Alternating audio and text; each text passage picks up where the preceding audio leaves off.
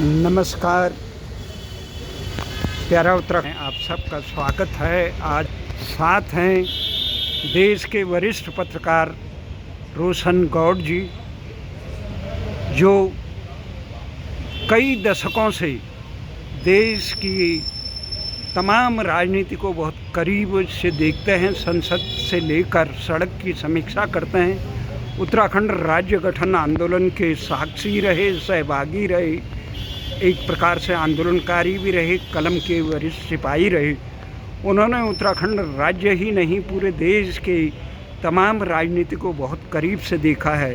भारत के वर्तमान प्रधानमंत्री नरेंद्र मोदी जी, जिन्हें व्यक्तिगत रूप से जानते हैं और उनके समर्पण भावनाओं को सराहते हैं।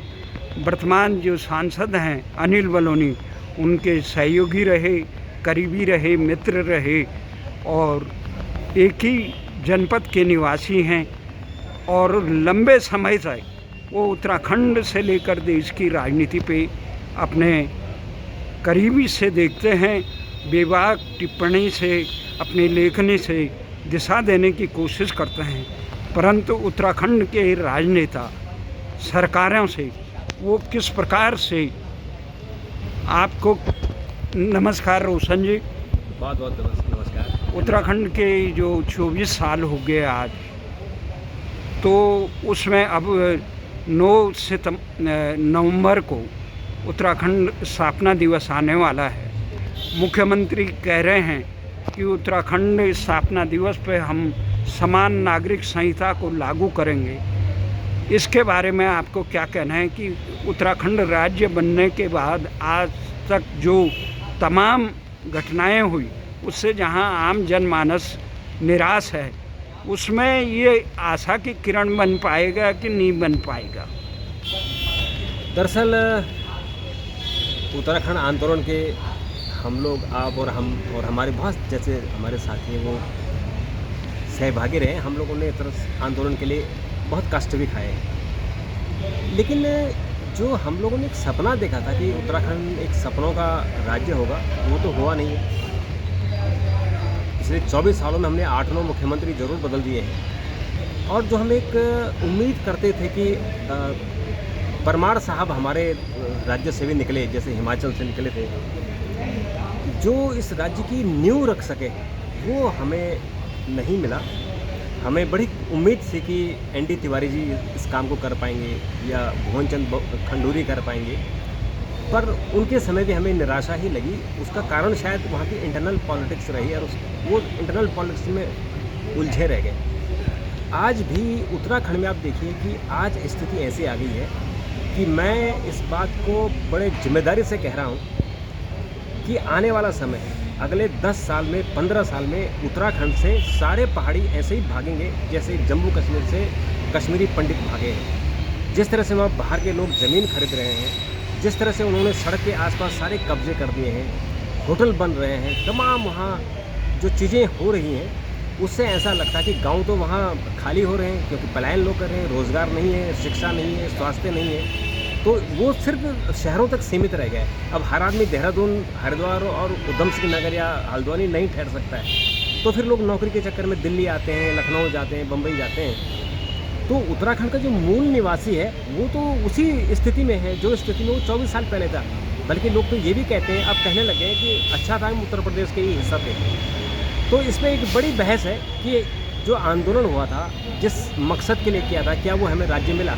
तो मैं तो कहूँगा कि अभी उस सपने से हम लोग बहुत दूर हैं, क्योंकि वहाँ 3 मुख्य बातें, एक तो शिक्षा का अभाव है, स्वास्थ्य का अभाव है, और वहाँ रोज़गार नहीं है। ये तीनों चीज़ें आज नहीं है। सिर्फ वहाँ टूरिज़्म का हल्ला मचा है, तो टूरिज़्म ज़रूर हो गया है, लेकिन वो टूरिज़्म क्या हुआ है? हमारी संस्कृति के खिलाफ खेल हो रहा है। आप देखिए वहाँ किस तरह वहाँ शराब की बोतलें आपको गाँव-गाँव, सड़क-सड़क में आपको मिल जाएंगी। जिस तरह से वहाँ कुछ संस्कृति फैल रही है, जैसे होटलों का जो वहाँ राज हुआ, वो मुझे लगता है कि अब उसमें लोग ये कह सकते हैं कि साहब होटल बनेंगे या बाहर के लोग आएंगे तो वहाँ की इकोनॉमी खड़ी होगी, पर मुझे लगता है कि जो इकोनॉमी खड़ी होगी वो केवल टूरिज़्म के लिए क्यों होगी? और दूसरी बात ये कि जो उत्तराखंड का टूरिज़्म है, वो टूरिज़्म वहाँ जो जम्मू कश्मीर का टूरिज़्म है या हिमाचल का टूरिज़्म है, उस तरह से नहीं है।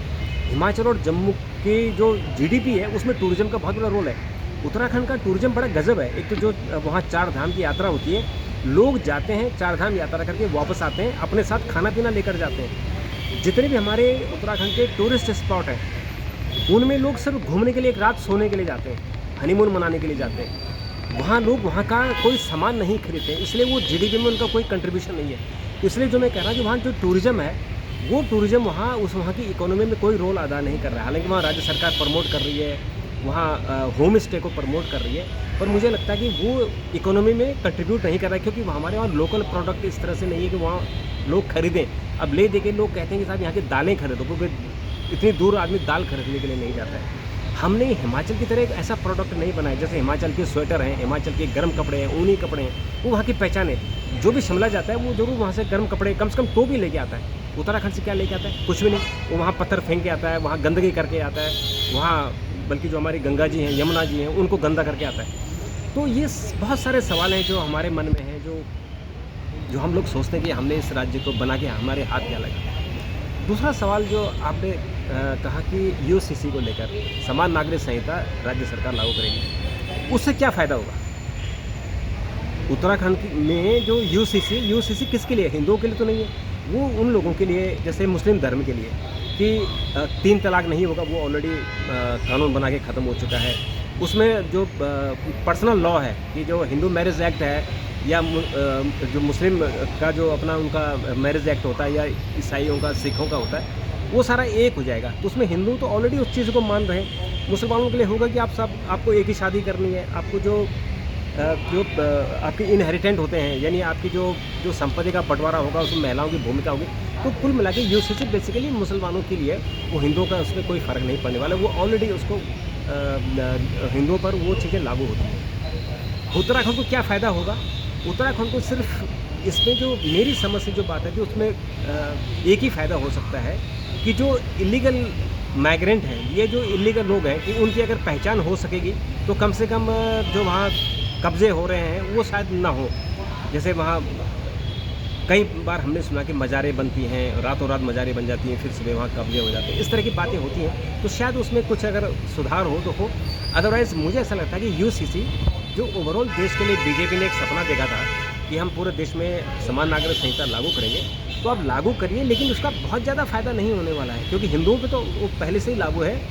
इस्लाम पर थोड़ा सा उसका असर पड़ेगा कि जो 4 शादियाँ वो लोग करते हैं उस पर प्रतिबंध लग जाएगा, और कुछ चीज़ें हैं उसमें बहुत ज़्यादा मतलब कि उससे इस देश की इकोनॉमी बढ़ जाएगी, इस देश में जीडीपी बढ़ जाएगी, ऐसा है उस यूसी से नहीं होने वाला है। जो उत्तराखंड की मुख्य समस्या है, सीमांत प्रदेश है, पे घुसपैठ इतनी बढ़ गई है कि अतिक्रमण हो गया, वहाँ की डेमोग्राफी चेंज हो रही है।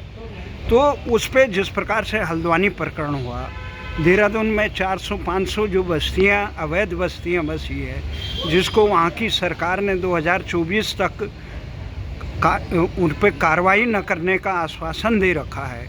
तमाम उत्तराखंड में इस प्रकार का कृत्य हो रहा है, उन पे अंकुश लगाने के लिए वो समान नागरिक संहिता तो कहीं काम नहीं करेगी। नहीं, बिल्कुल नहीं करेगी। मैं वही कहा कि समान नागरिक संहिता ये चुनावी एजेंडा है वो, और जो एक बीजेपी का अपना एजेंडा है वो है, उसका इन समस्याओं से कोई लेना देना नहीं। लोकतंत्र में जो सबसे बड़ी बात है, जनता के लिए होता है। तो उत्तराखंड की जो सरकारें, राज्य गठन से पहले से ही राजधानी गैरसैंण की बात थी। वो दूसरी बात थी कि भू कानून और मूल निवास का जनता निरंतर आंदोलन कर रही है, अपना संघर्ष कर रही है। इसके बावजूद जो सरकारें सुन नहीं रही है, उसके पर आपका क्या विचार है? देखिए, उसमें 2 बातें हैं। एक बात जो आपने कही कि वहाँ जो अवैध कब्जे हो रहे हैं और जो वहाँ डेमोग्राफी चेंज हो रही है, ये सबसे बड़ी समस्या है। जो मैंने अभी आपको पहले सवाल में मैंने जवाब दिया था कि उत्तराखंड के लोग, वहाँ कश्मीर बनने वाला है, उत्तराखंड के लोग वहाँ से पलायन, जो अभी पलायन कर रहे हैं, बाद में डंडे मार के भगाए जाएंगे। दरअसल जो सब्जी बेचने के नाम पर, कबाड़ी के नाम पर, मूंगफली के नाम पर, और जो कुंजड़ा होते हैं उसके नाम पर वहाँ माइग्रेशन हो रही है। जो प्लेन से, शहरों से लोग वहाँ जा रहे हैं और आम खरीदने के चक्कर में, बर्तन बेचने के चक्कर में और चूड़ियाँ बेचने के चक्कर में वहाँ जा रहे हैं। और धीरे धीरे आपने देखा कि वहाँ लव जिहाद बहुत ज़बरदस्त चल रहा है। वहाँ बहुत सारे औरतें और जो लड़कियां हैं उनको किसी तरह से फंसा के लोगों ने शादियाँ की हैं। और फिर जो सड़क के इलाके, जो बाज़ार में आप देखिए उत्तराखंड में जितने गांव-गांव में जो छोटे-छोटे बाज़ार होते हैं, जो टाउन होते हैं, टाउन में नहीं मतलब जो हाट होते हैं छोटे-छोटे, उनमें आप देखिए कि जितने सब्ज़ी बेचने वाले, फल बेचने वाले वो कौन है। अगर आप शहरों में चले जाएँ, कोटद्वार में चले जाएँ, अब लहसुन में चले जाएँ, अब नैनीताल में चले जाएँ, वो दुकानें देखिए कि कितनी बड़ी संख्या में दूसरे समुदाय के लोगों ने खरीद लिए हैं। उस पर आप जो है ध्यान दीजिए। अगर आपने ध्यान नहीं दिया तो जो मैं आपसे कह रहा हूँ कि 10 साल बाद, 15 साल बाद वहाँ कश्मीरी पंडित वाली स्थिति पहाड़ियों की होने वाली है। क्योंकि जो माइग्रेशन है उस पर कोई चेक नहीं कर रहा है। जो पलायन हो रहा है, आप देखिए जो अभी उत्तराखंड की जो पलायन को लेकर जो समिति बनी है, कमीशन बना है, उसने अपनी रिपोर्ट दी है और उसने कहा है कि करीबन 600-700 गाँव तो ऐसे होंगे कि जो इंसान विहीन हो गए, यानी वहाँ कोई इंसान ही नहीं बचा हुआ है। 600-700 गाँव ऐसे। और जो सीमांत गांव है जिसको प्रधानमंत्री मोदी कहते हैं कि वो हमारे प्रथम गांव है, अब वहाँ की स्थिति जाकर देखिए, वो गांव के गांव पलायन कर रहे हैं और वहाँ सीआरपीएफ और अपने बीएसएफ के लोग रह रहे हैं वहाँ, जो ये सीआईएसएफ के लोग हैं, जो आईटीबीपी के लोग हैं। आईटीबीपी के लोग इसलिए रह रहे हैं कि नहीं तो वहाँ चीन के लोग घुस जाएंगे, क्योंकि हमारी जो बॉर्डर लगी हुई, लद्दाख से बॉर्डर लगी हुई है, वहाँ सबसे बड़ा खतरा हो गया। और अगर वहाँ आईटीबीपी के लोग नहीं जाएंगे, बीएसएफ के लोग नहीं होंगे, यानी हमारी आर्मी के लोग नहीं होंगे, तो जो शहरों से पलायन कर, जो शहरों से लोग जा रहे हैं वहाँ पे सब्जी बेचने के नाम पे, वो वहाँ कब्जा कर रहे हैं। तो समस्या बहुत बड़ी है, जो मुझे लगता है कि सरकारें, हमारी जितनी भी सरकारें, वो मैं जो वर्तमान सरकारें केवल इसके बारे में नहीं कह रहा हूँ, जितनी भी अब तक सरकारें बनी है, उन्होंने इस तरफ सोचा ही नहीं है। वो सिर्फ सरकार कैसे बनी रहे, अपनी कुर्सी कैसे बचा के रखना है, वोट कैसे मिले, इस तरफ उनका फोकस है। जो मूल समस्या है उस तरफ किसी का फोकस नहीं है। थोड़ा भुवनचंद खटोले ने कोशिश की थी, उन्होंने कहा था कि केवल हम 250 मीटर ज़मीन खरीदने की अनुमति देंगे जो बाहर के लोग होंगे। लेकिन आज आप जाइए, हर डीएम, आप देखिए डीएम को आप एप्लीकेशन दीजिए और जितनी एकड़ ज़मीन आपको चाहिए आप ज़मीन दीजिए, और वहाँ बहुत बड़ा धंधा चल रहा है, ये बहुत बड़ा रैकेट चल रहा है। इस पर कोई ध्यान नहीं दे रहा। अगर इस पर ध्यान देंगे तो उत्तराखंड बचेगा, नहीं तो मेरा अनुमान है कि 10 साल बाद वहाँ पहाड़ी नहीं बचेंगे, वहाँ वह स्थिति हमारी बिल्कुल उत्तराखंड के जो कश्मीरी पंडित हैं वो होने वाली है। बहुत सही टिप्पणी की।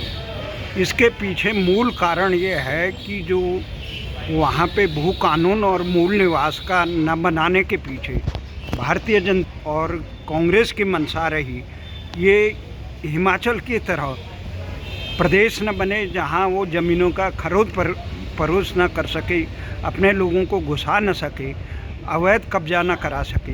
क्योंकि हिमाचल में जो जनसंख्या थी 1971 में जब बनी तब 1.5% मुस्लिम थी, और आज भी 2% के करीब 5-6 दशक के बाद भी 5-2%। उत्तराखंड में ये 13-14 से लेकर 16% बढ़ गई है, जबकि उत्तराखंड में तो थे ही नहीं। हाँ, तो ये मैं आपको बताता हूँ इसका जो सबसे जो कारण है, हमारी जो राजनीतिक पार्टियां हैं XYZ सभी, वह चरित्र की कमी है। चरित्र क्या है? पैसे कमाना है। चरित्र है कि अपनी जो जन्मभूमि है, अपनी जन्मभूमि के खिलाफ काम करना है। आप देखिए जितने भी उत्तराखंड के लोग दिल्ली में हैं, वो यहाँ से जाते हैं अपने मित्रों को लेकर कि हम आपको ज़मीन दिलाएंगे, और जो उत्तराखंड में गांव में हमारा आदमी बैठा हुआ है, उसको अपने ही लोग जाते हैं दारू की बोतल लेके, और उसको दारू की बोतल लेके इस नशे में उसे साइन करवा देते हैं, और सुबह उसे पता लगता है कि उसकी ज़मीन जो है लिखवा दी गई है।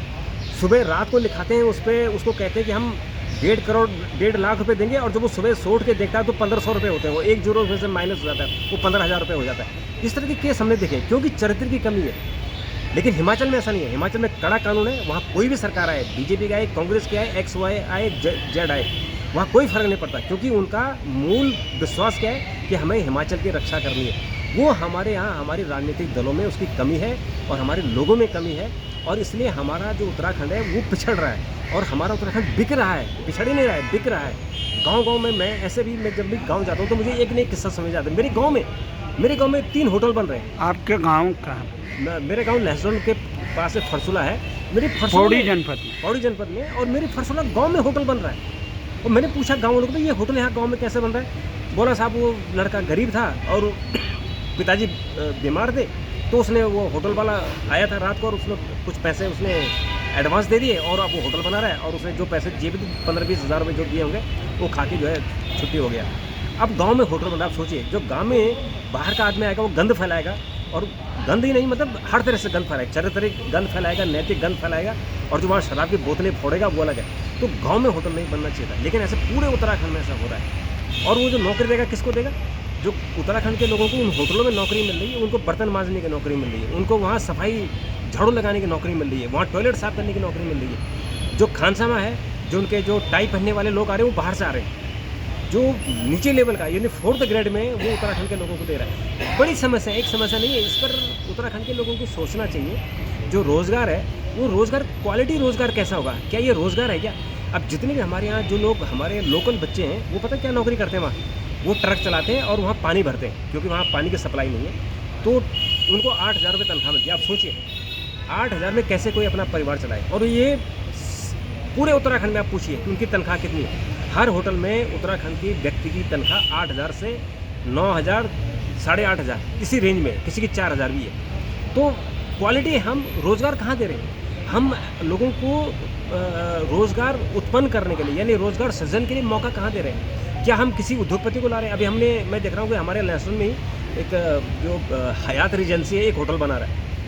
उसने पहाड़ काट के वहाँ होटल बना रहा है। उसको स्पेशली हमारे जो गवर्नमेंट है, गवर्नमेंट ने स्पेशल उसके लिए रेड कारपेट बिछाया है। अभी मैं गया था, उसने पूरा पहाड़ काट दिया है। कितना इकोलॉजिकल उसने वहाँ नुकसान किया है। और अब वो नौकरी किसको देगा?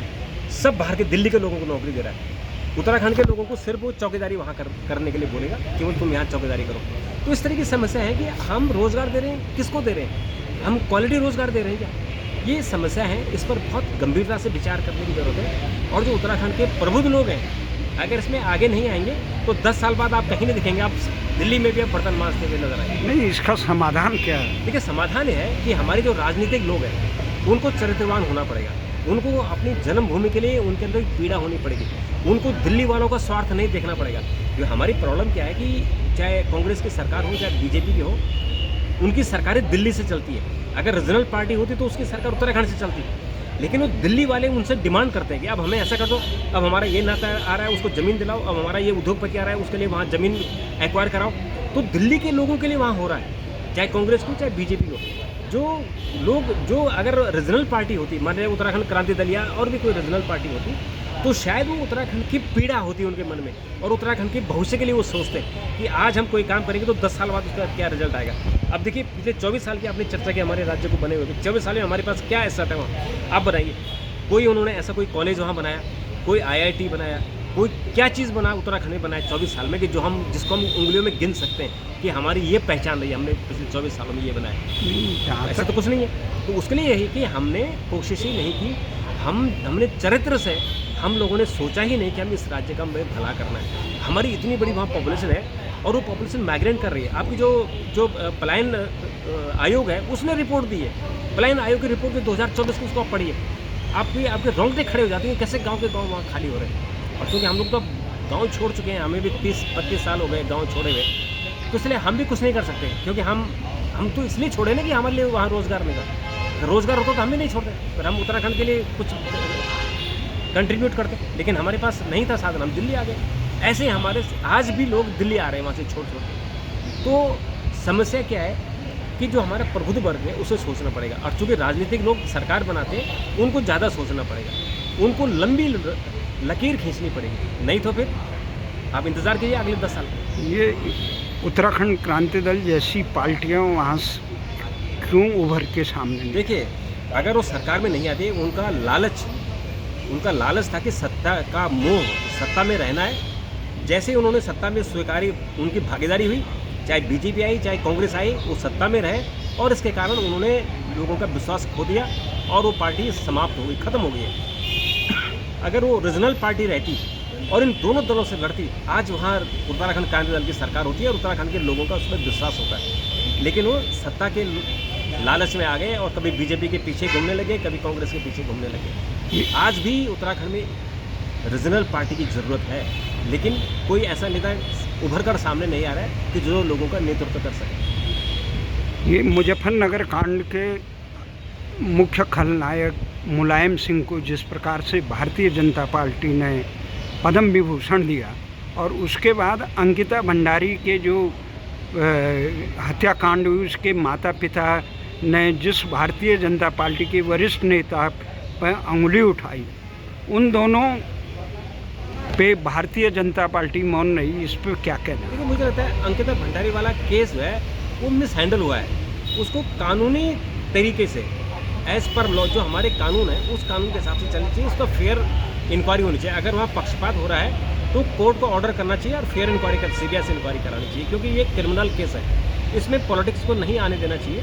लेकिन जो मुजफ्फरनगर वाला कांड है, आप सोचिए कि सारी दुनिया ने देखा, पूरी दुनिया उसका प्रत्यक्षदर्शी है कि कैसे उत्तराखंड के लोगों के साथ, और ये ऐसी घटना हुई, ऐसी शर्मनाक घटना हुई कि उत्तराखंड की महिलाओं को रात को वहाँ जंगल में छोड़ा गया। वहाँ किस तरह से उनके साथ ब्रूटली उनके साथ मिसबिहेव किया, उनके चरित्र के साथ मिसबिहेव किया गया, और उन अफसरों को प्रमोशन दिया गया। उन अफसरों को बीजेपी के नेताओं ने अपने पीएस बनाया, किसी ने एपीएस बनाया। मुलायम सिंह यादव जी के यहाँ वो लोग रहे, और वो केस अभी देखे 24-25 साल ज़्यादा हो गए, बल्कि 1994 का केस है वो, आज तक उसका फैसला नहीं हुआ। अब सोचिए कि मतलब अदालतों पर भी लोग कैसे विश्वास करें। साफ केस है, ये ब्लैक एंड वाइट है, क्लियर कट केस है, और किसी को भी सज़ा नहीं मिली है। मतलब ये कभी सुनकर लगता है कि क्या हम मतलब किस न्याय के इंतज़ार में हम लोग हैं। नहीं, न्यायालय ने नहीं दी, पर उत्तराखंड की जो भारतीय जनता पार्टी की सरकार है, जो उस समय कह रही थी संसद से लेकर सड़क पे कि मुलायम सिंह के पुतले जला रही थी, उसने जब सम्मानित किया तो क्या प्रदेश भारतीय जनता पार्टी की सरकार को इसका विरोध नहीं करना चाहिए? उत्तराखंड प्रदेश को विरोध करना चाहिए, क्योंकि जो मुलायम सिंह जी को जो पद्म विभूषण मिला वो सेंटर ने दिया, यानी मोदी सरकार ने दिया। तो स्टेट गवर्नमेंट को, जो स्टेट यूनिट है बीजेपी का, उनको मोदी जी को कहना चाहिए था कि ये उत्तराखंड के अपराधी हैं, इनको उत्तराखंड के लोग पसंद नहीं करते हैं, इन्होंने उत्तराखंड के साथ अन्याय किया है, इसलिए इनको नहीं देना चाहिए। क्योंकि उनके जो अवार्ड देने के पीछे राजनीतिक कारण थे, उनको उत्तर प्रदेश में राजनीति करनी है, उनको मुलायम सिंह परिवार के साथ दोस्ती करनी थी, इसलिए उन्होंने अवार्ड दे दिया। लेकिन उत्तराखंड की लोगों ने तो खैर इसका विरोध किया ही, लेकिन उत्तराखंड की बीजेपी को भी इसका विरोद करना चाहिए था। पर चूँकि बीजेपी को पता है कि वो वोट देने तो हमारे पास ही आएंगे, तो इसलिए उसका विरोध करने का क्या मतलब है, इसलिए उन्होंने विरोध नहीं किया। धन्यवाद। इसी के साथ ये आज का ये बातचीत समाप्त करते हैं। धन्यवाद।